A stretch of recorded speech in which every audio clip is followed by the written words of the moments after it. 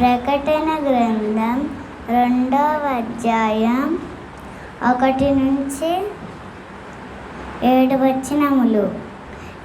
ఎఫెసులో ఉన్న సంఘపు దూతకు ఇలాగు రాయము.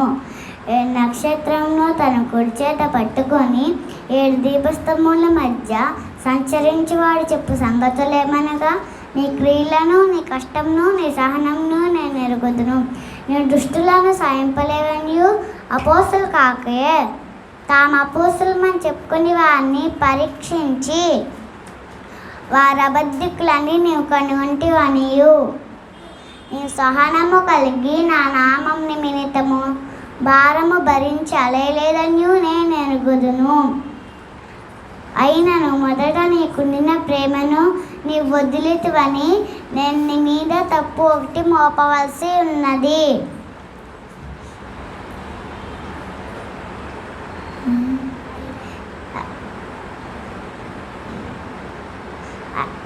నీవు ఏ స్థితిలో నుండి పడతావో ఆ జ్ఞాపకం చేసుకొని మారుమనసు పొంది ఆ మొదటి క్రియలను చేయము. అట్లు చేసి నువ్వు మారుమనసు పొందితేనే సరే, లేని ఎడల నేను నీ వద్దకు వచ్చి నీ దీపస్తంభమును దాని చోటు నుండి తీసివేతును. అయితే ఈ ఒకటి నీలో ఉన్నది, నికోలాయితీల క్రియలు నీవు ద్వేషించుచున్నావు, నేను కూడా వీటిని ద్వేషించుచున్నాను.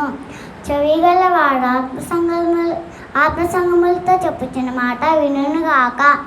జయించు వానికి దేవుని పరదేశంలో ఉన్న జీవవృక్ష ఫలములు భుజింపనిత్తును.